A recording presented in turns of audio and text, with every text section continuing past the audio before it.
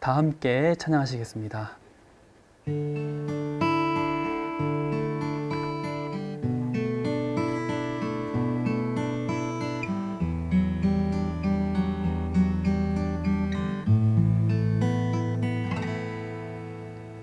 예수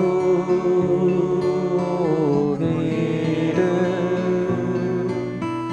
나는 말할 수 없네. 그 이름 속에 있는 비밀을, 그 이름 속에 있는 사랑을, 그 사랑을 말할 수 없어서 그 풍부함 표현 못해서 비밀이 되었네. 그 이름 비밀이 되었네. 그 사람들 그 이름 원축자에 버린 돌처럼 버려지만 내 마음에 새겨진 이름은 아름다운 보석. 내게 있는 귀한 비밀이라 내 마음에 숨겨진 기쁨. 예수 그 이름 나는 말할 수 없네. 그 이름의 비밀은, 그 이름의 사랑을.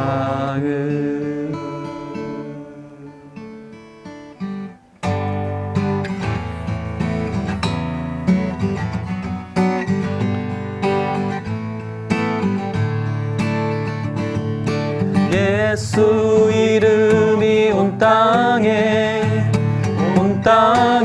퍼져가네. 잃어버린 영혼 예수 이름, 그 이름 듣고 돌아오네. 예수님 기뻐 노래하시리. 잃어버린 영혼 돌아올 때 예수님 기뻐 춤추시리. 잃어버린 영혼 돌아올 때 예수 이름이 온 땅에 선포되네. 하나님의 나라 열방 중에 임하시네. 하나님 기뻐 노래하시리. 열방이 주께 돌아올 때 하나님 기뻐 춤추시리. 열방이 주께 돌아올 때 예수님 기뻐 노래하시리. 잃어버린 영혼 돌아올 때 하나님 기뻐 춤추시리. 열방이 주께 돌아올 때.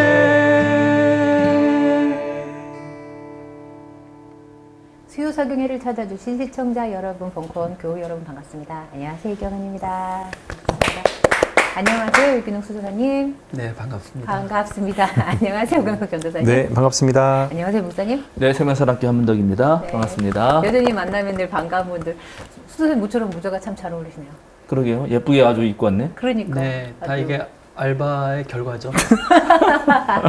네, 알바 많이 해가지고 다양한 색채로 네네. 기쁨을 우리 시청자들에게 주시기 바랍니다. 필요하겠습니다. 꼭 그러도록 하겠습니다. 네, 이게 지난주 숙제 내주셨는데 네, 다들 숙제는 하셨나요? 맞아요. 숙제부터 오늘 바로바로 숙제 그냥 검사하고 우리가 지난 주에 이제 네. 그 편지 비평이라는 걸 하면서 특별히 네. 복음서 저자들이 얼마나 대단한 네. 신앙 고백을 하고 있는지를 알아보는 방식 네. 살폈습니다. 그래서 마가복음서에서 특별히 하나님의 아들이라는 네네. 말만 찾아보면 아 진짜 하나님의 아들은 그런 지배하는 자, 그러니까 십자가 처형 같은 그런 아주 잔혹한 형벌을 내리는 자가 아니라 네, 예. 오히려 사람들을 사랑하시고 그죠? 사람들을 고치고 그런 치유를 일으키는 분이 자기를 내어주는 방식으로 십자가에 달린 사람이야말로 진짜 하나님의 아들이다. 네. 적국의 장교가 그죠? 그러니까요. 적국의 장교가 그걸 보고 그렇게 말을 하잖아요. 네. 근데 이거는 완전히 정말 불온 문서예요. 제가 봐도 이 마가복음서 만약 발각됐다가는 이 큰일 날 정말 문서잖아요. 네. 그래서 또 제가 그때 냈죠? 기억나시죠? 네, 네. 복음을 찾아봐라. 우리가 복음 네, 일단 맞아요. 복음이 한자어로는 뭐죠? 그게 무슨 복에 무슨 의미예요? 복받을 복복의 복복의. 복자에다가 네. 소리음자잖아요. 네. 그래서 이제 우리 옛날 어르신들은 복받은 소리. 복된 소리, 네, 막 복된 소리. 맞아요. 이렇게 말했어요. 복된 복된 소리. 소리. 네, 맞아요. 그리고 저는 그래서 제가 이제 예전 전도사 시절에 우리 네. 청소년부 애들 설교할 때 제목을 기쁜 소식이라고 달았거든요. 기쁜 소식. 복된 소식을 이제 대신. 기쁜 소식이라고. 네. 예, 복된 소리보다 그냥 기쁜 소식 이렇게 딱 네. 해가지고 제목을 단 적이 있는데 예. 뭐가 여러분에게 기쁜 소식입니까? 여러분에게 뭐가 복음입니까? 저에게는 오. 수요 사용이요?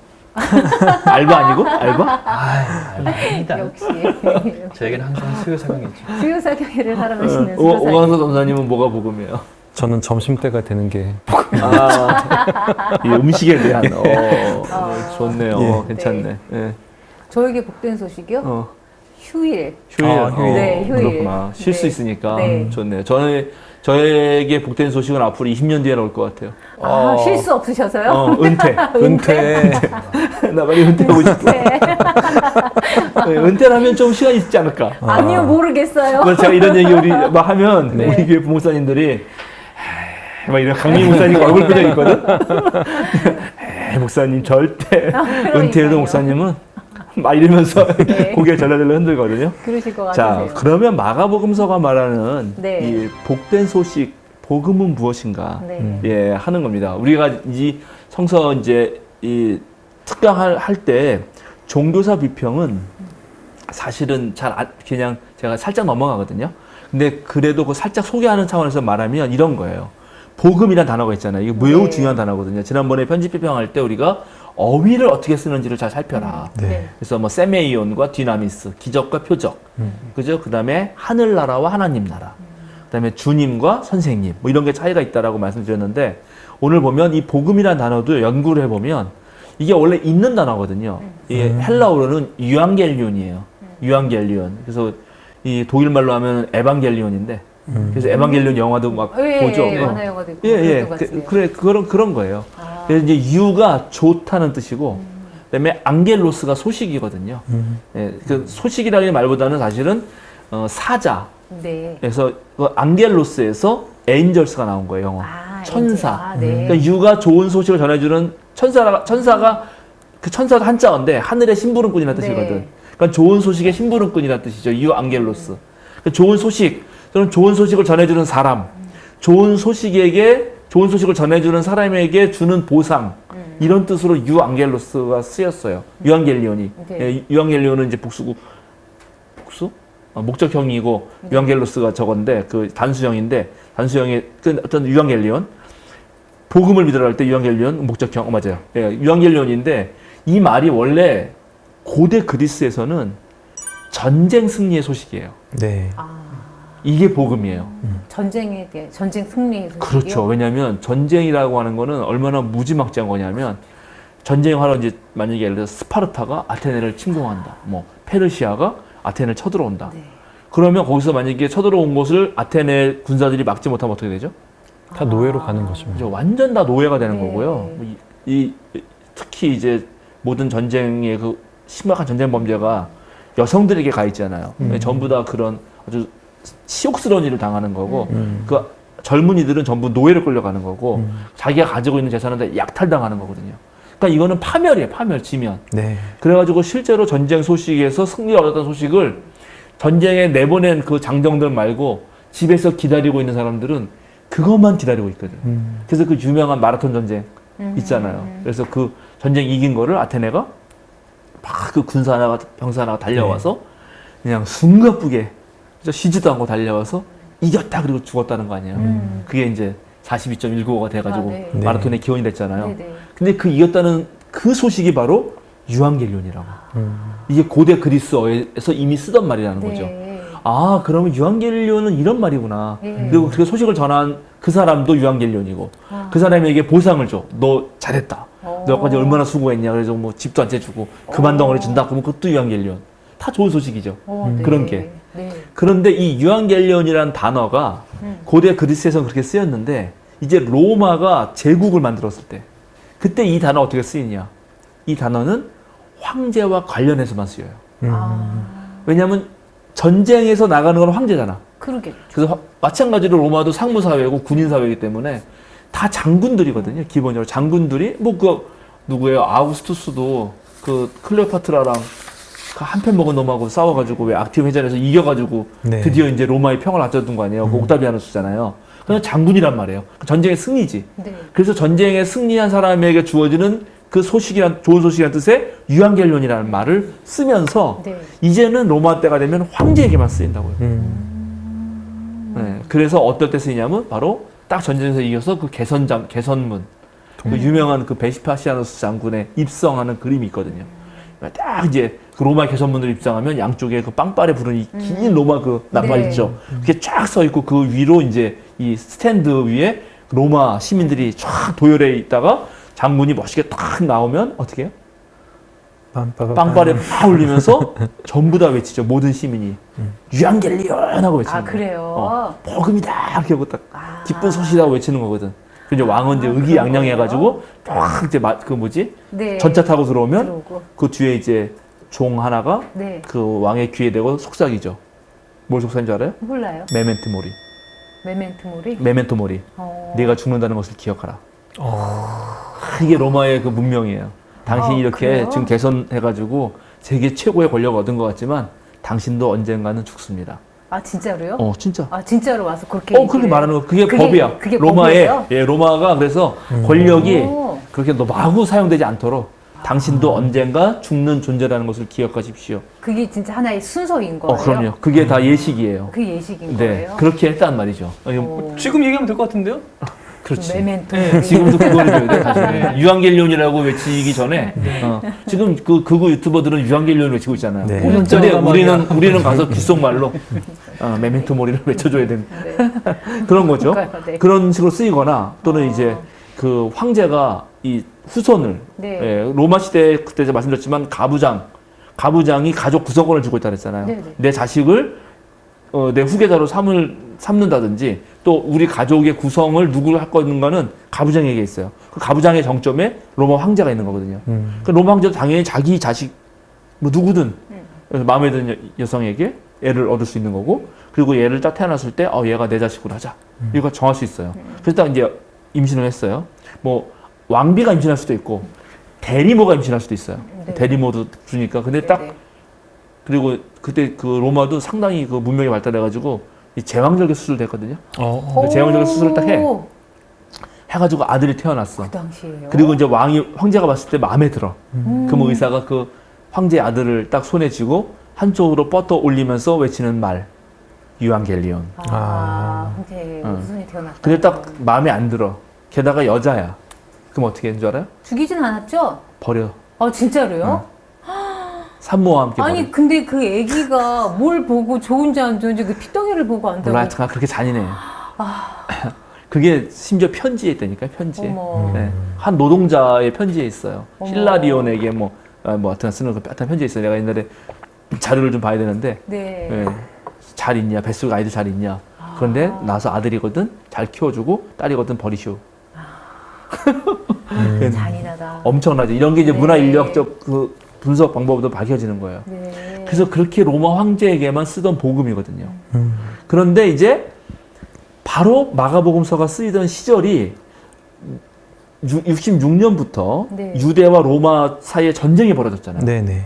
전쟁이 벌어졌고 거기서 이제 네로가 명령을 내려서 저거 진압해라 해서 베시파시아누스 장군과 그의 아들 티투스 장군이 이 유대로 내려왔단 말이에요. 그래서 막 싸움을 하는데 그 애들이 결사항전을 하는 거야. 다 졌지만 예루살렘 마지막을 놔두고 전부 다 이제 딱 그 어깨동무하고 막 이렇게 스크럼 짜고 해가지고 딱 하는데 돌아갔어. 로마 군인이. 그래가지고 이겼다. 드디어 하나님이 예루살렘만큼은 지키시는구나 이렇게 생각을 한 거예요. 네. 근데 그게 아니었어요.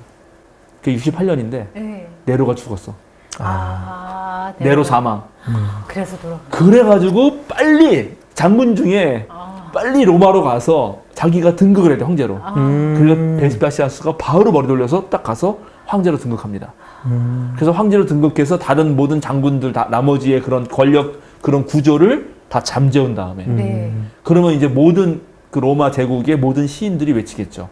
베스파시아누스는 하늘의 거룩한 분이고 높으신 중에 높으신 분이고 빛 중에 빛이고 유앙겔리온이고 네. 복음이고 네. 하나님의 아들이고 네. 네. 이런 식으로 높이는 노래가 가득 펼쳐 나가면서 티투스를 보내 자기 아들. 야, 저 유대 로마 저것도 아주 유대 놈도 저 아주 더러운데 빨리 정리해라. 그래서 티투스가 와가지고 돌 위에 돌 하나 남겨놓지 않고 예루살렘을 무너뜨립니다. 그때 딱 무너진 직후에 어디선가 네. 문서가 하나 나온 거야. 네. 근데 하나님의 아들 예수. 메시아 예수의 복음. 대단하죠. 이런 식으로 이 종교사 이게 종교사 비평이에요. 네. 복음이란 단어가 로마 황제에게만 쓰인다는 걸 알 때 네. 이걸 예수에게 붙인다는 게 얼마나 엄청난 일인지를 아는 거죠. 우리는 그런 느낌을 가지고 한 번도 성경을 읽어본 적이 없지요. 없겠지만은 없습니다. 이제는 느낌이 오죠. 아, 네. 근데 이런 복음을 그 마가가 어떻게 또 쓰고 있냐? 복음서 안에서. 네. 그죠? 네, 이 말 네. 때문에 복음서라는 말이 나온 거 아니에요? 사실 이 말을 마가가 쓰기 전에 먼저 누가 썼냐? 바울이 썼죠, 바울이. 오, 바울이 예수님의 바울이 부활을 먼저. 가지고 네네네. 복음이라고 쓴 건데 이제 이게 마가복음서 어떻게 쓰는지 봐야 됩니다. 자, 그럼 어디 나올까요? 일단 1장 1절에 나오죠. 아까 말한 대로. 네. 하나님의 아들 예수 그리스도의 복음의 시작. 네. 그 다음에 14절, 15절 읽어주세요. 요한이 잡힌 뒤에 예수께서 갈릴리에 오셔서 하나님의 복음을 선포하셨다. 때가 찼다. 하나님의 나라가 가까이 왔다. 회개하여라. 복음을 믿어라. 그렇죠. 하나님의 복음을 선포했고 이거는 하나님의 복음이면 이제 누구의 복음이 아니라는 거지. 황제의 복음 대신 하나님의 복음을 선포했고 복음을 믿어라 했죠. 그리고 계속 복음이란 말은 안 나와요. 놀랍게. 네. 그리고 이 복음을 믿어라 해놓고 예수님은 뭘 하시냐면 놀랍게 다음 복음이 나오기까지 계속 치유하고 먹이시고 기적을 일으키셔요. 복음이죠. 네. 믿을만 하지 않아요? 네, 그렇죠. 네, 전부 믿을만해. 네. 그리고 다 믿을만한 상황에서 딱 복음이 또 나오는 게 어디냐면 8장 35절입니다. 누구든지 제 목숨을 구하고자 하는 사람은 잃을 것이요 누구든지 나 복음을 위하여 제 목숨을 잃는 사람은 구할 것이다. 야, 여기 놀랍지 않아요? 복음이 어디에 등장한다고? 지금 뭐 하는 맥락에서 등장합니까? 목숨을 잃는 사람. 그렇지. 목숨을 잃는 것과 관련돼요. 복음이. 네. 자, 여태까지 복음이 기적을 일으키고 네. 병자가 치유되고 죽은 사람이 살고 뭐 그다음에 먹을 것이 풍성해지고 이런 것에만 있다고 생각할지 모르는데 복음은 이제 목숨을 잃는 것과 연결된다. 그리고 이 뒤로는 계속 그런 거가 연결되는 거예요. 네. 자, 10장 29절. 예수께서 말씀하셨다. 내가 진정으로 너희에게 말한다. 나를 위하여 또 복음을 위하여 집이나 형제나 자매나 어머니나 아버지나 자녀나 논밭을 버린 사람은 자, 여기 그렇죠. 복음을 위해서는 뭐 해야 된다고? 버려요. 집이나 형제나 자매나 어머니나 아버지나 자녀나 재산과 논밭을 가족을 버려야 됩니다. 네. 어? 여태까지 여러분 복음이 이런 게 복음이라고 생각해본 적이 없을 거예요. 그러게요. 근데 이런 복음이 어떻게 돼야 되는 줄 알아요? 13장 10절. 먼저 복음이 모든 민족에게 전파되어야 한다. 그렇죠. 이게 다 복음이 이런 복음이 다 전파돼야 돼요. 꽤 전파될 것 같지 않은데요. 그리고 14장 9절. 내가 진정으로 너희에게 말한다. 온 세상 어디든지 복음이 전파되는 곳마다 이 여자가 한 일도 전해져서 사람들이 이 여자를 기억하게 될 것이다. 이 여자가 무슨 일 했죠? 머리에 향. 머리에 향유를 부었죠. 네. 그죠? 네. 네. 이거는 뭘 준비한다고 예수님이 말했죠? 장례. 죽음. 장례라 그랬죠. 네. 자, 그러니까 지금 다 복음이 뒷부분에 네. 잔뜩 나오는 거는 전부 다 예수님의 죽음과 장례와 고난과 자기 포기와 이런 거로 연결되죠. 그리고 이제 16장 15절 20절에 나오는데 그거는 마가복음서의 원래 본문에 속한 것이 아니니까 빼야 돼요. 네네. 그래서 마가복음서의 복음이라는 단어를 찾아보면 아, 마가복음서는 이 복음을 통해서 뭘 말하고 싶었나? 바울이 말하는 부활만 말하고 싶지 않았다는 걸 알게 됩니다. 로마 황제가 말하는 그런 복음이 아니라는 걸 말하고 싶은 거예요. 그게 왜 복음이 될까요? 안 좋은 고생이다, 뭐 죽음이다, 그러니까 이게 왜 복음? 예수님을 통해서 네. 기적을 누리고 예수님을 통해서 치유를 받은 사람이 복음이라고 했다면 네. 그 복음을 위해서 목숨도 버릴 줄 알아야 되고 그 복음을 위해서 자신도 희생할 줄 알아야 된다. 그렇죠. 그걸 설득하는 거예요. 예. 그래서 마가복음서가 제가 이제 옛날에 말했는데 바울 서신이 잘못하면 네.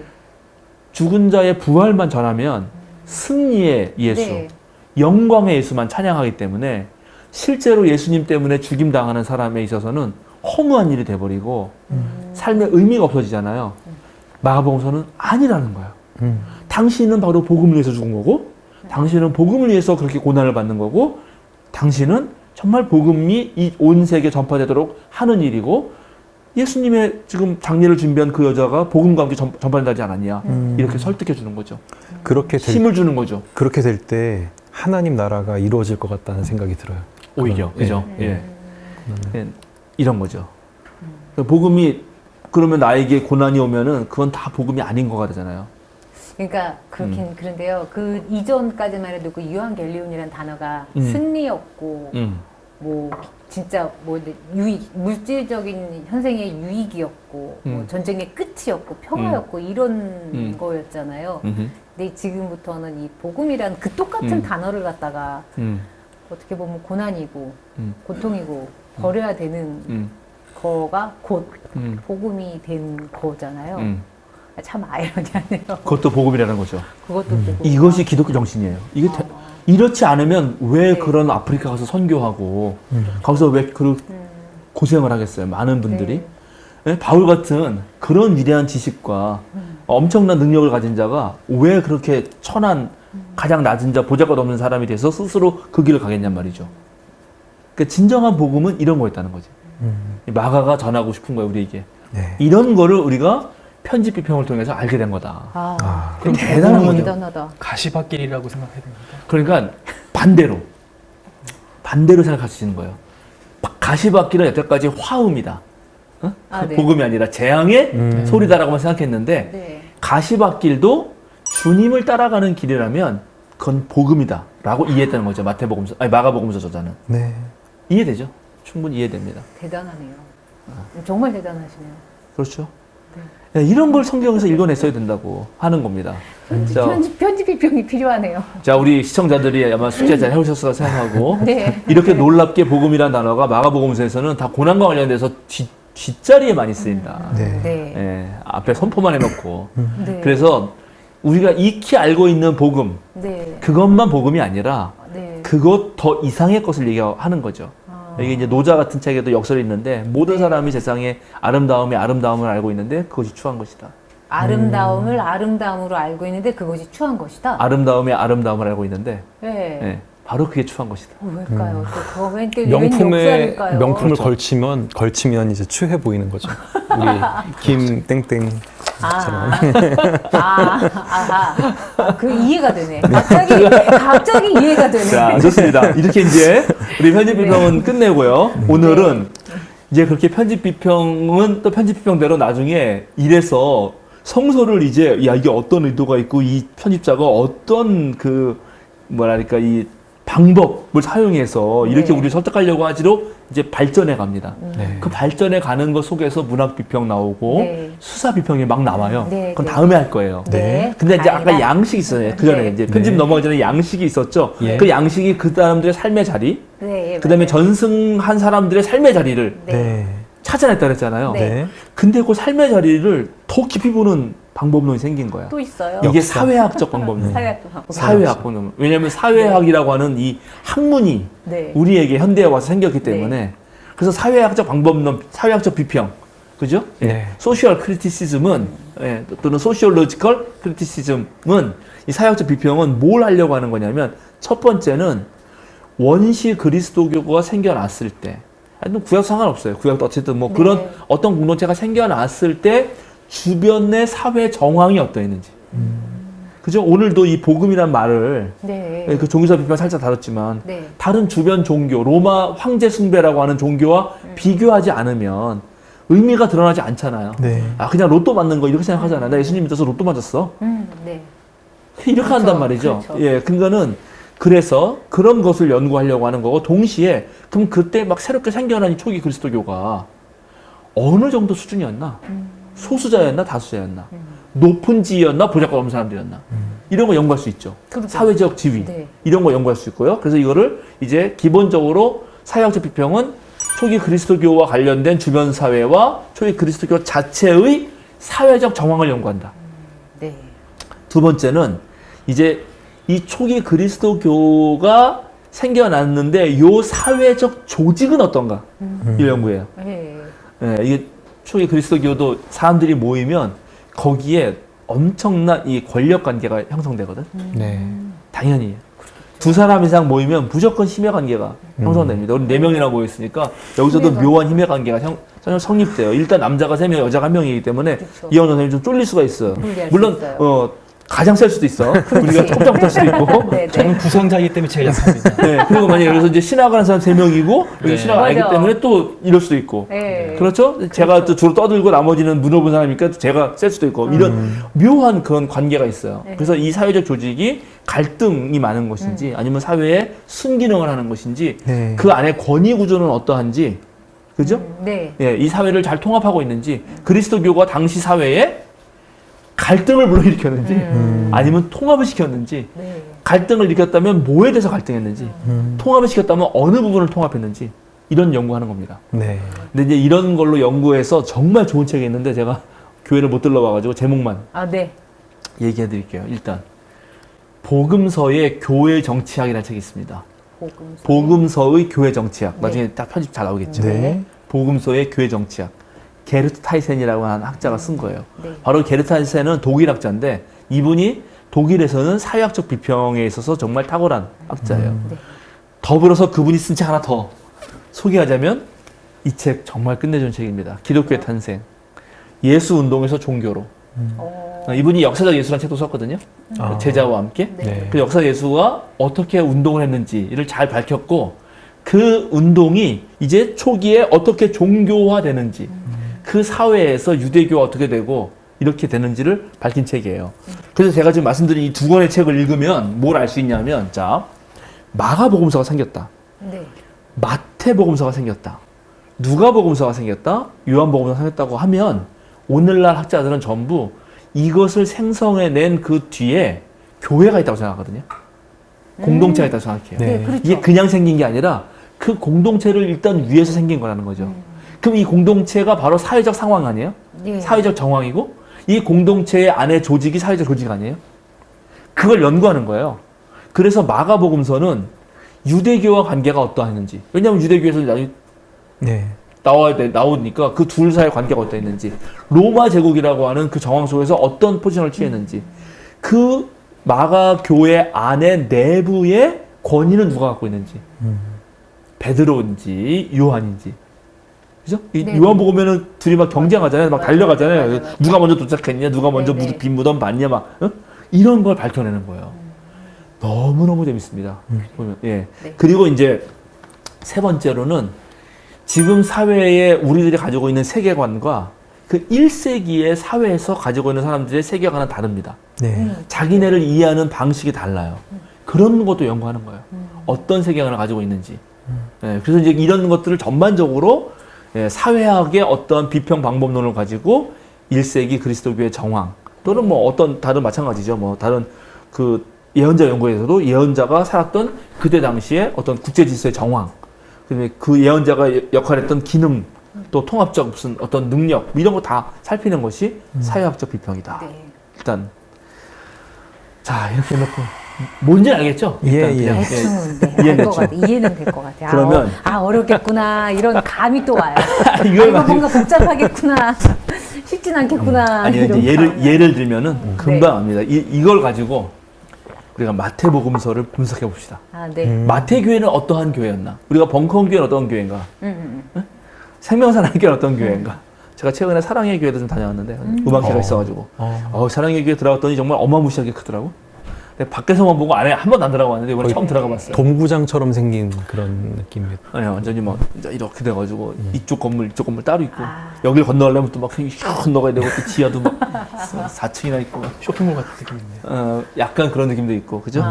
어쨌든 네. 그런 분석을 해볼 필요가 있잖아요. 그래서 이제 마태복음 공동체. 자, 그래서 우리 마태복음서 6장 19절에서 21절. 너희는 자기를 위하여 보물을 땅에다가 쌓아두지 말아라. 땅에서는 종이 먹고 녹이 슬어서 망가지며 도둑들이 뚫고 들어와서 훔쳐간다. 그러므로 너희를 위하여 보물을 하늘에 쌓아두어라. 거기는 종이 먹고 녹이 슬어서 망가지는 일이 없고 도둑들이 뚫고 들어와서 훔쳐가지도 못한다. 너의 보물이 있는 곳에 너의 마음도 있을 것이다. 네, 요 말이 이게 누가복음에 되거든요. 네. 그 누가복음을 비교해 보면 이제 알겠죠. 누가복음 12장 33절에서 34절. 너의 소유를 팔아서 자선을 베풀어라. 너희는 자기를 위하여 낡아지지 않는 주머니를 만들고 하늘에다가 없어지지 않는 재물을 쌓아두어라. 거기에는 도둑이나 조매 피해가 없다. 너희의 재물이 있는 곳에 너의 마음도 있을 것이다. 자, 하늘에 쌓아두는 품목이 다르죠. 마태는 뭐였어요? 금방 읽었으나. 이것으나 기억이 안 나면 네. 단기 기억. 그러게 말이에요. 있어요. 뭘 쌓아라 그러지 마태는? 보물? 보물. 네. 누가는? 재물. 재물. 보물과 재물 중에 뭐가 더 귀할까요? 보물이 더 귀할 것 같아요. 보물이죠. 그렇죠? 마태교회는 보물이 있다는 것입니다. 누가에는 보물은 없어요. 아, 그럼 마태교회가 더 잘 산 교회예요? 네. 자, 그래서 마가복음 네. 12장 41절에서 44절. 예수께서 헌금함 맞은쪽에 앉아서 무리가 어떻게 헌금함에 돈을 넣는가를 보고 계셨다. 많이 넣은 부자가 여럿 있었다. 그런데 가난한 과부 한 사람은 와서 랩돈 2닙을 곧 한 고드란트를 넣었다. 예수께서 제자들을 곁에 불러놓고서 그들에게 말씀하셨다. 내가 진정으로 너희에게 말한다. 헌금함에 돈을 넣은 사람들 가운데서 이 가난한 과부가 어느 누구보다도 더 많이 넣었다.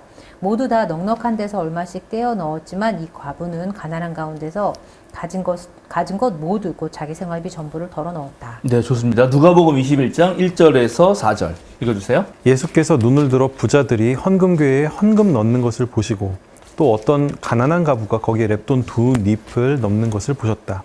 그래서 예수께서는 말씀하셨다. 내가 진정으로 너희에게 말한다. 이 가난한 과부가 누구보다 더 많이 넣었다. 저 사람들은 다 넉넉한 가운데서 자기들의 헌금을 넣었지만 이 과부는 구차한 가운데서 가지고 있는 생활비 전부를 털어넣었다.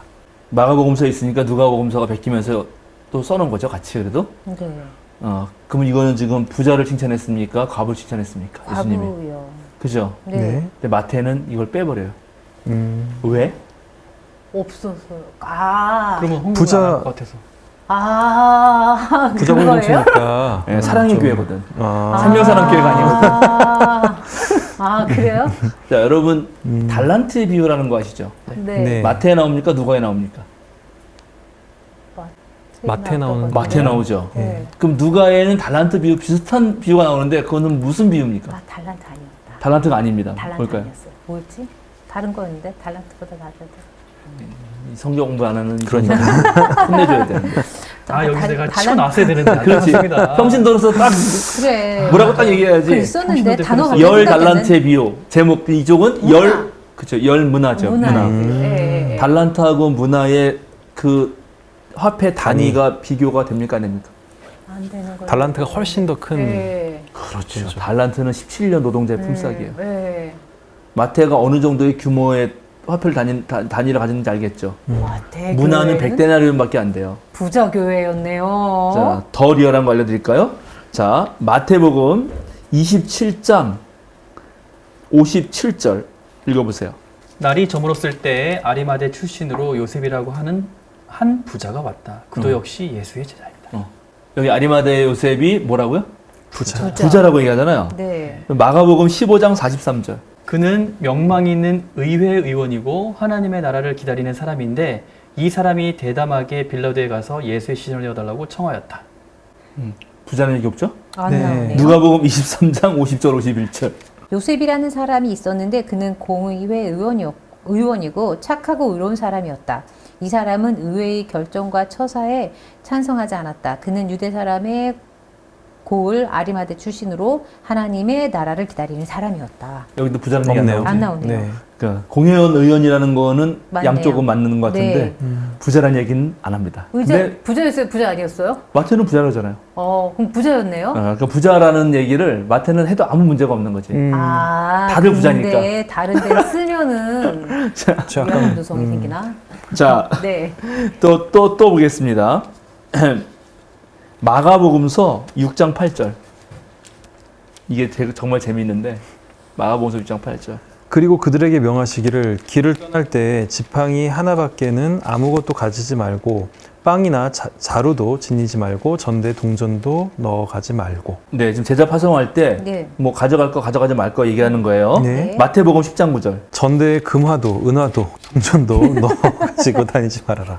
아주 정확하게 아까 마가는 뭐만 넣어가지 말라 그랬지? 마가는 아까는 동전만 동전. 말했어요. 네. 근데 마태는 모두 금화도 금화, 또 은화도. 그럼 마태는 그러면은 금화 은하가 있다는 얘기 없다는 얘기예요? 있다는 얘기죠. 있다는 얘기죠. 틀리다는 얘기네요. 자, 그래서 누가복음 네. 6장 20절. 예수께서 눈을 들어 제자들을 보시고 말씀하셨다. 너희 가난한 사람들은 복이 있다. 하나님의 나라가 너의 것이다. 네. 네. 네. 가난한 사람들이라 그랬죠? 네. 24절. 누가복음. 그러나 너희 부유한 사람들은 화가 있다. 너희가 너희의 위안을 받고 있기 때문이다. 네, 그렇죠. 마태복음 5장 3절. 마음이 가난한 사람은 복이 있다. 하늘 나라가 그들의 것이다. 마음이 갑자기 생겼네요. 그렇죠. 같네요. 자, 그렇지. 갑자기 일단 마음으로 너희 가네요. 부유한 자는 화가 있다는 못 씁니다. 마태에서는. 그 말 썼다가는 교인 다 떠나요. 그리고 가난한 자는 복이 있다가 아니야. 원어로는 영으로 가난한 자거든. 영으로 가난한 자는 복이 있다 이렇게 말해요. 그냥 가난한 자 복이 있다라고 말하기 어려워요. 그러면 마태 공동체가 뭐 그게 부자인지는 모르겠지만 네. 대체적으로 자립할 수 있었고 그래도 넉넉한 공동체라는 거를 최소한 마가나 누가보다는 네. 그죠? 마가나 누가보다는 부자의 그러니까 더 많이 버는 사람들이 많았다. 가난한 사람들이 훨씬 적었다. 네. 라는 걸 알 수 있죠. 네. 이해하시겠죠? 그러네요. 벌써 이런 게 등장하는 거예요. 네. 그럼 이 공동체에서는 어떤 걸 더 강조하고 어떤 식으로 선교를 하고 무엇을 더 할까 이런 고민을 하게 되는 거죠. 그럼 우리 교회가 어떤 유의 교회인가? 그럼 우리는 뭘 해야 될까? 이걸 볼 때 우리 교회는 부자 교회인데 그럼 마태 거를 복음서를 좀 더 열심히 공부하는 게 도움이 될 거예요. 이해할 수 있겠네요. 그렇죠? 네. 자, 이제 느낌 아시죠? 네. 네. 자, 그럼 또 보겠습니다. 뭐부터 볼까요? 마가복음 3장 7절에서 8절. 예수께서 제자들과 함께 바닷가로 물러가시니 갈릴리에서 많은 사람이 따라왔다. 또한 유대와 예루살렘과 이두메와 요단강 건너편과 그리고 두로와 시돈 근처에서도 많은 사람이 그가 하신 모든 일을 소문으로 듣고 그에게로 몰려왔다. 7절 8절 보시면 네. 예수님이 이제 피했는데 몰려온 사람들이 어디서 몰려왔는지가 나오는 거죠. 네. 자, 누가복음 6장 17절. 예수께서 그들과 함께 산에서 내려오셔서 평지에 서셨다. 거기에 그의 제자들이 큰 무리를 이루고 또 온 유대와 예루살렘과 두로미 시돈 해반 지방에서 모여든 많은 백성이 큰 무리를 이루었다. 예, 두로와 시돈 이들 네. 다 똑같아요. 마가는.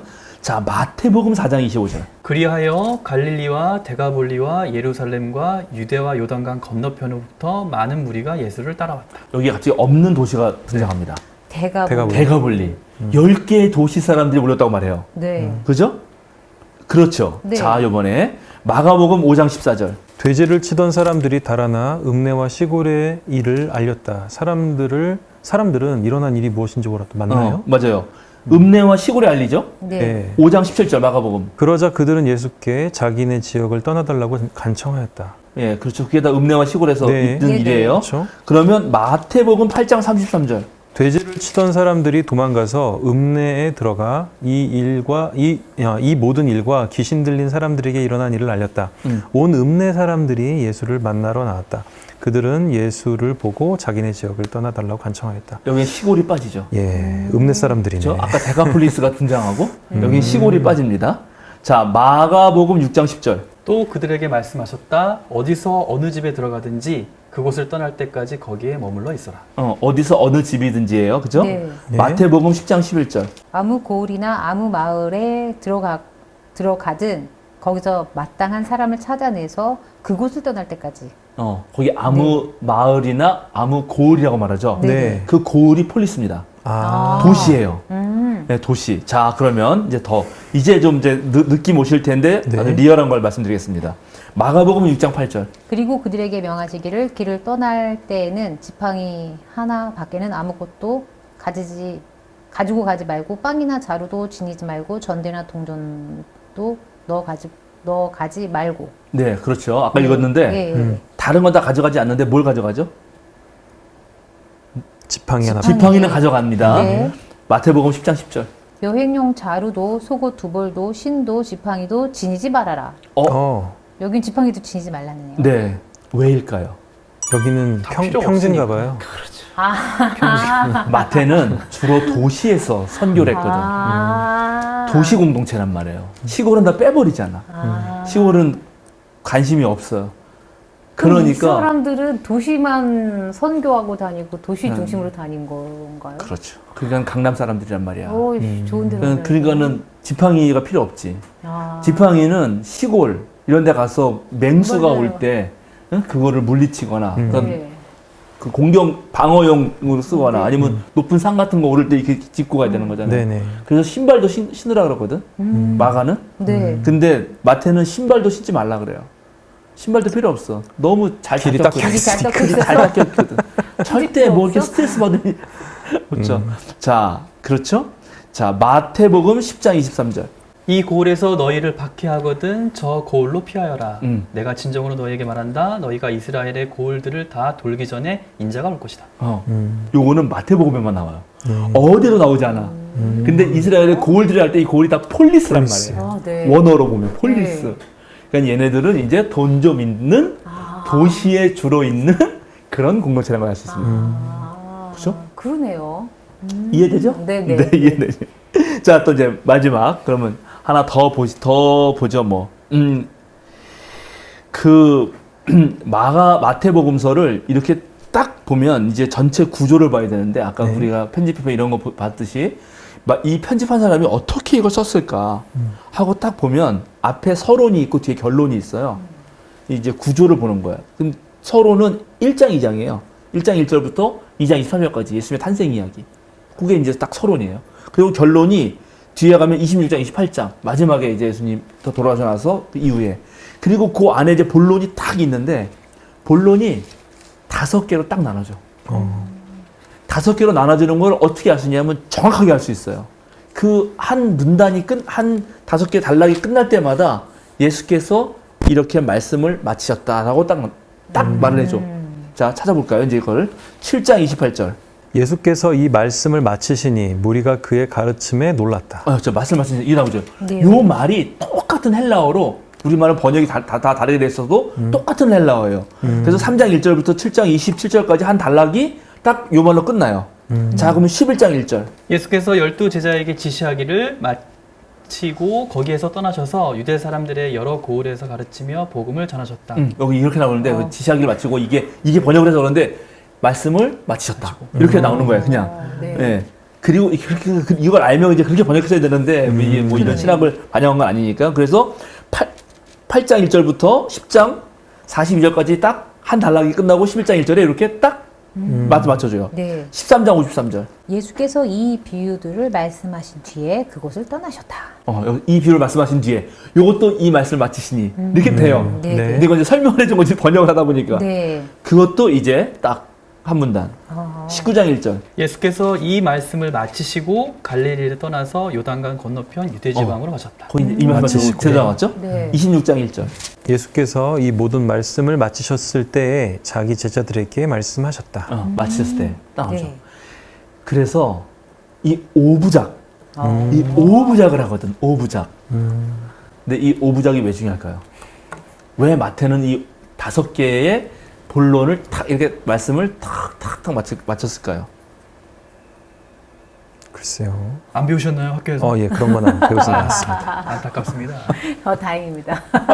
기억이 안 납니다.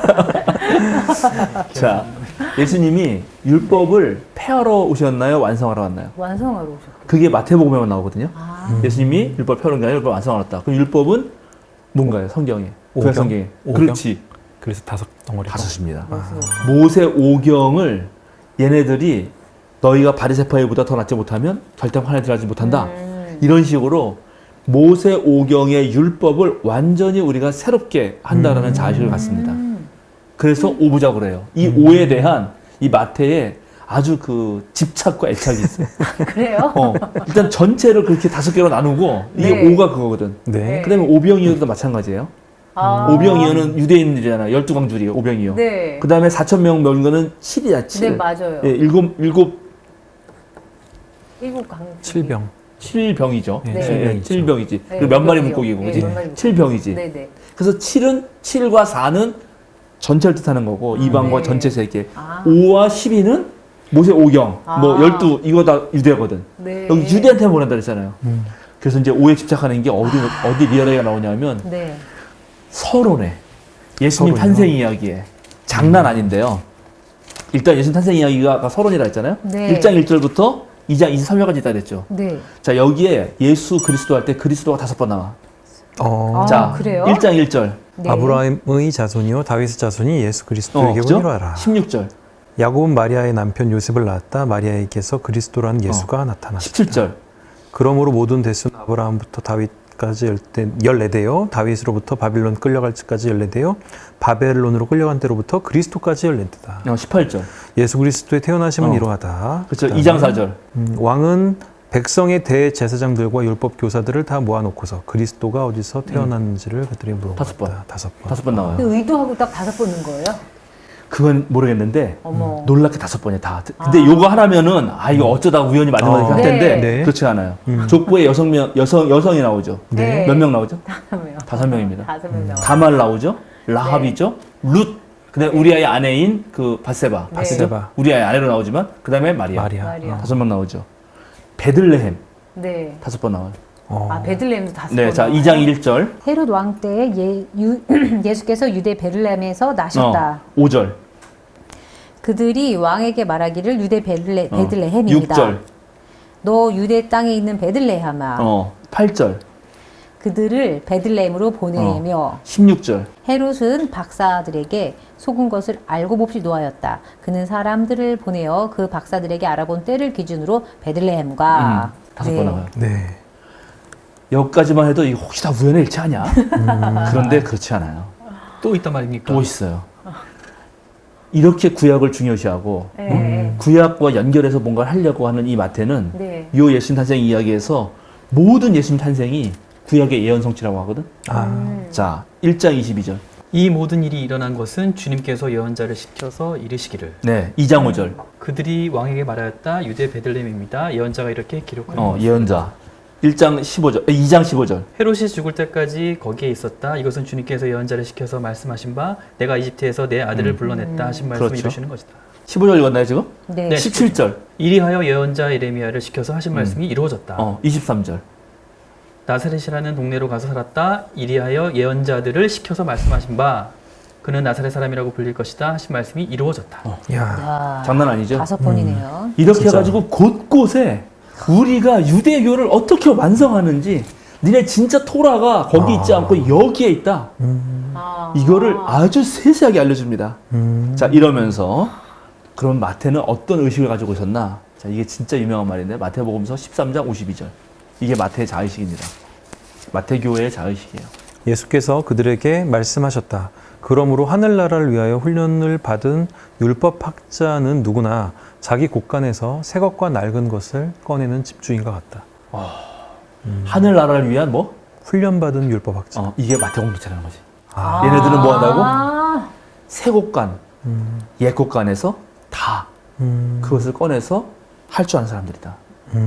너희 유대교 바리새파들 너희들은 옛 것만 알지. 우리는 옛 것도 예수님의 새 것도. 새 것도 아는. 그리고 우리는 율법을 폐하러 해서 온 게 아니라 오히려 완성하고 모세 오경 대신해서 오부작 그리고 전부 다 5개로 촥촥촥촥 맞춰가면서 얘기를 하는 겁니다. 오태복음이 맞는. 그래서 맨 마지막에 자기 예수님의 목적이 뭐냐? 28장 22절. 28장 20절? 20절. 내가 너희에게 명령한 모든 것을 그들에게 가르쳐 지키게 하여라. 보라, 내가 세상 끝날 때까지 항상 너희와 함께 있을 것이다. 네, 명령의 마지막 명령이 뭐예요? 가르쳐 지켜라. 지키게 지키게 하라. 하라. 이거 누구한테 시키는 말이에요? 다 선생들이 되는 거죠. 마태 공동체는 자 돈도 좀 있고 도시에 살면서 율법을 새롭게 해석해서 모든 백성을 가르치게 하는 그런 것으로 자신의 정체성을 삼고 그렇게 선교했던 사람들이다라는 걸 알게 되는 것입니다. 그래요. 이런 거 어떻게 마태복음서 읽으면서 걔네들이 어떻게 살았나 무슨 뜻이 있었나 뭘 고민했나 이런 생각 안 해봤죠? 안 해봤지요. 네, 이런 겁니다. 야, 뭔가 좀 왜 거만했을 것 같지? 왜 이렇게 오해에 집착했는지를 왜 거만했을 것 같지? 뭐랄까 저는 오늘 처음 알게 됐거든요. 네, 그래서 되게 놀랍네요. 네, 네 그렇습니다. 이게 다섯 개인지도 몰랐죠, 저희는. 이게 유대교 신비주의에 카발라라고 해서 예. 그런 네. 수비학 전통이 있어요. 그래서 그런 것들을 철저하게 지키고 이렇게 상징으로 쓰는데 우리도 삼천리 금수망산. 네. 우리는 삼이 중요하거든. 네. 대한민국은 삼이 중요해요. 네. 그 할머니도 삼신할머니여야 돼요. 네. 무조건 네네. 3번 해야죠. 무조건 세 번, 맞아요. 삼세판을 해야 맞아요. 되고. 네. 그 놀랍게 우리 민족의 어떠한 것을 그 상징하는 거예요. 근데 중국은 이가 중요하거든. 이. 아, 그래요? 예, 음양. 오, 음양이에요, 음양. 약간 그런 게 중요해요. 근데 노자는 네. 노자는 81장으로 끝나거든. 아, 9981. 누가 그래서 노자 중요해요? 계열은 3이 중요한 건데 네. 그래서 우리랑 통하는 게 있어. 뭐 이런 식으로 이렇게 연구를 할 수가 있거든요. 네. 그래요. 예, 예. 하여튼 그런 방식처럼 네. 이런 연구도 엄청나게 되어 있다. 그래서 이런 걸 통해서 이제 마태 공동체의 사회적 정황과 네. 그 사회 내부의 구조와 그다음에 이들이 어떤 걸 추구했는지 네. 이런 걸 딱 밝혀내는 거죠. 아, 되게 엄청난 건데. 네. 되게 많네요. 깊으네요, 뭐가. 네, 이렇게 해야지 네. 이제 신학이 싹 트는 겁니다. 예를 들어서 이제 하나만 그냥 예를 들고 이제 오늘 마시려고 하는데 네. 예를 들어 요한복음서에 보면은 그 시각장애인 고친 이야기가 나와요. 아주 네. 그게 길게 나옵니다, 9장에. 네. 그래가지고 분명 예수님이 고쳐줬는데 시각장애인 때 고치고 실로암 가서 씻고 오라고 그런 다음에 예수님이 사라졌거든. 예, 예. 그러니까 얘는 눈을 떴는데 자기가 고쳐준 사람이 누군지를 모르는 거야. 그리고 그냥 막 듣고 다니니까 너 이거 누가 고쳤냐고 난리가 났죠. 근데 네. 그날이 또 안식일이야. 그래가지고 이제 난리가 난 거죠. 이게 고쳤으니까 이건 하나님의 예언자다. 근데 안식일 어리니까 아니다. 그렇지. 이거 이제 막 싸웠단 말이죠. 네. 그래가지고 다시 그 소경을 계속 소환합니다. 아, 네. 네. 그 시각장애인에서 소환해가지고 너 원래 안 보이는 게 맞냐? 어? 물어보고. 그 맞다. 난 근데 분명히 누군가가 고쳐줬는데 그래서 난 눈이 보인다. 근데 안 믿어. 얘네들이 안 믿어. 안 믿고 누구한테 물어보냐면 다시 부모를 소환해요. 네. 그때 부모가 뭐라죠? 아, 걔 다 컸으니까 걔한테 물어보지 왜 나한테 물어봐요? 그래놓고 한마디 설명을 붙여요. 이거는 예수를 그리스도라고 고백한 사람들을 유대교당에서 쫓아내기로 결의하였기 때문이다. 요게 이제 우리 사회학적 비평하는 사람들에게는 와 이게 키포인트지. 요런 사회적 정황. 이제 초대 그리스도교가 여태까지는 유대교에서 함께 있었던 네. 같이 공동체로서 있었지만 이제는 유대교로부터 쫓겨난 다음에 생긴 공동체구나. 네. 그러면 여기는 이제 어떻게 되느냐? 기댈 데가 없습니다. 로마 제국에 핍박받죠. 그래서 요한복음서는 세상이에요, 세상. 네. 세상의 그런 모든 권력과 이런 게 다 그게 로마거든요. 근데 유대인들, 응? 너희 유대인, 뭐 이제 유대인은 예루살렘이 뭐 저 하나님 예배 드린다고 하는데 이런 말들. 네. 그래서 또 하나의 적이 생긴 거죠. 그러면 적이 온 사방을 둘러쌀 때 요한복음에서 원수 사랑하라 말 못하죠. 그러면 요한복음에서는 세 계명을 예수님이 주시는 거죠. 뭐? 서로 사랑하라. 그렇죠. 그렇게밖에 못해요. 만약에 우리가 우리 편이 좀 있고 외부에도 있으면은 괜찮아요. 근데 다 적이야. 그럼 원수 사랑 어떻게 해요? 그러다 나 죽지. 우리끼리라도 똘똘 뭉쳐야 되는 거예요. 그래서 요한복음의 신학에서 서로 사랑이 중요한 이유가 이런 사회적 정황 때문이거든. 모두가 나를 핍박하는 상황이 된 네. 이해하시죠? 이래서 사회학적 비평 방법론도 이렇게 중요하다. 네. 이러면 이제 이렇게 분석해 들어가면 너무나 오늘날 시대랑 비교하면서 네. 우습게 되잖아요. 네. 예, 그럼 오늘날 우리가 진짜 누구와 한 편이 돼서 누구랑 맞서서 싸워야 되는가? 그럼 우리는 좀 돈이 있는 공동체인가? 아니면 돈이 없는 공동체인가? 돈이 있으면 뭘 해야 되나? 그래서 우리가 도시에 살면 뭘 해야 되나? 우리가 시골 살면 어떤 일을 해야 되나? 이런 것까지도 이제 성경을 통해서 아. 도움을 받을 수가 있는 거죠. 무턱대고 성경을 읽었네요. 네. 아니요. 뭘 읽든 그거 없이도 읽을 때 충분히 좋은 말씀처럼 느껴졌었으니까. 그런데 이렇게 다 알고 읽으면 또 이제 보이는 게 많이 달라지네요. 그렇죠. 그거는 네. 성경을 무슨 좋은 글 모음집 네. 이렇게 읽으면 안 돼요. 아, 그렇게 읽어왔죠. 네. 그러면 성경 읽는 거하고 다른 거 읽는 거하고 별 차이가 없잖아요. 그러니까 그래서 이게 이제 우리 김용민 목사님도 그런 게 너무 이제 뭐 일반적인 묵상집 같은 것들이 네. 너무 그냥 좋은 글, 네. 맞아요. 그냥 뻔한 글 이런 게 너무 많으니까 우리가 이제 평화나무에서 내년부터 묵상집을 네. 내려고 지금 기획을 하고 있는데 저한테 요청하는 것이 이 정말 성경을 제대로 이렇게 그때 시대 상황에 맞고 그때 그들이 하고 싶었던 얘기 그리고 그것이 오늘날 이런 사회적 상황 속에서 어떻게 우리가 연결될 수 있는지를 좀 해설하는 책들을 내면 좋겠다. 그런 얘기 하시더라고. 필요해요. 그게 정말 의미가 있는 거죠. 네. 네. 자, 오늘 할 얘기 다 했습니다. 어렵습니다. 한마디씩 하시고 마칠까요? 오늘 보면서 모든 것에는 우연이라는 게 없겠구나라는 생각을 하게 됐고, 그리고 전에랑 다르게 이렇게 가난한 사람과 부자에 대한, 그때도 있었지만 지금도 항상 존재하고 있어서 보니까 더 이해가 빨랐던 것 같아요. 그리고 얘기하시면 바로바로 알아들었던 것처럼 그때 당시 사람들도 이렇게 생각했구나라는 생각이 훨씬 더 와닿았던 것 같습니다. 네. 저는 이런 오늘 사회학적 비평을 통해서 뭔가 텍스트에 생명을 불어넣는 느낌? 그런 느낌을 받았어요. 그래서 그냥 뭐 좋은 말이거니 하고 읽었던 그런 거에서 벗어나서 그 사람들이 정말 얘기하고 싶었던 게 뭔가 이런 것들이 좀 더 와닿았던 그런 시간 같습니다. 저는 이게 오래전에 쓰인 책이다 보니 그땐 다 알았을 법한 것들이 지금 우리에게는 너무나 멀게 느껴지고 있었구나 라는 생각을 해보게 된 것 같아요. 그렇습니다. 그래서 그때가 진짜 제가 성경 이거 할 때 처음부터 얘기했지만 그때 거기에 쓰인 거를 지금 여기에 읽기 때문에 생기는 어려움이 있어요. 그래서 그때 거기에 주변 상황과 그 사회를 잘 분석해내서 우리가 이해할 수만 있다면 훨씬 더 가까워지겠죠. 네. 그리고 성경 읽기가 깊어집니다. 제가 이제 수요사경이 할 때 예수님 탄생 이야기에서 다뤘던 건데 동방박사가 찾아오잖아요. 마태복음서에. 네. 네. 누가복음서에는 목자가 찾아갑니다. 네. 누가복음서에는 말구유가 있지만 구유가 있지만 마태복음서는 구유가 없어요. 그죠? 동방박사는 별을 보고 찾아오죠. 네. 누가복음서는 별이 있지 않아요. 대신 천사들의 환한 빛과 노래가 있어요. 네. 그죠? 이게 다 다른 거라고요. 그러면 그때 목자들이 위치하고 있는 사회적 지위, 동방박사가 위치하고 있는 사회적 지위, 이런 걸 밝혀내면 엄청난 거예요.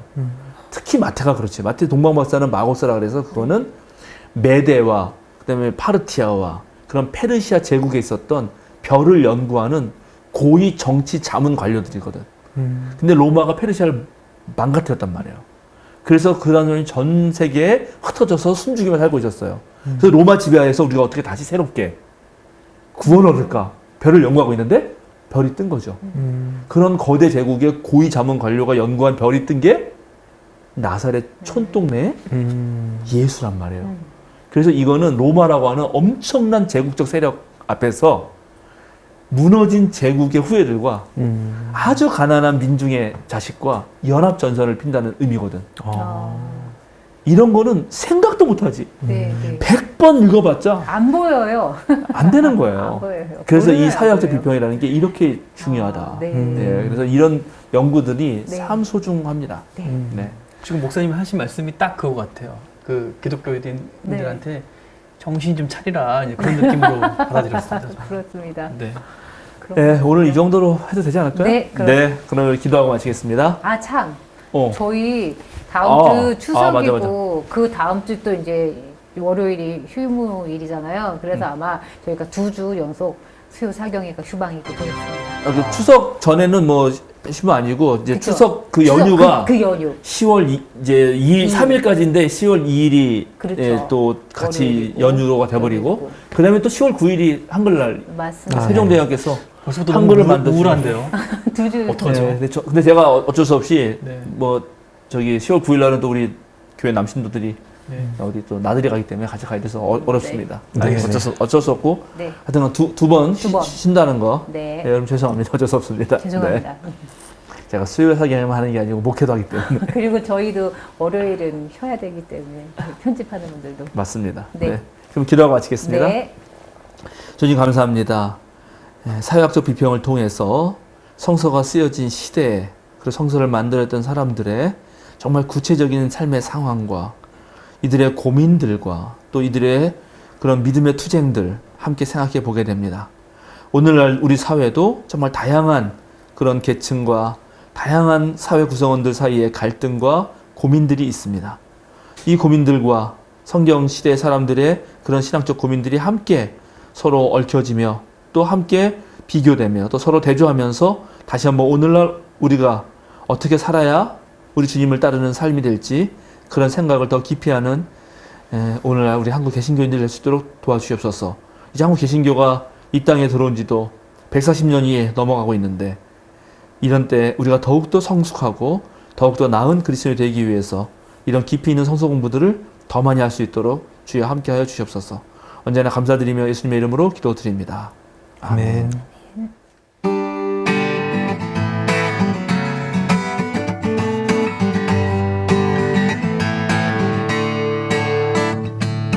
예수 이름이 온 땅에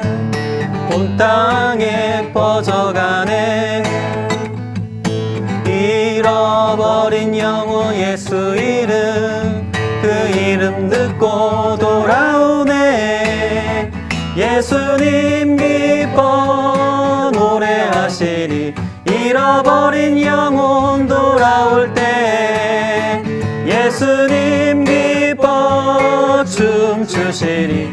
잃어버린 영혼 돌아올 때 하나님 기뻐 노래하시리. 열방이 주께 돌아올 때 하나님 기뻐 춤추시리. 열방이 주께 돌아올 때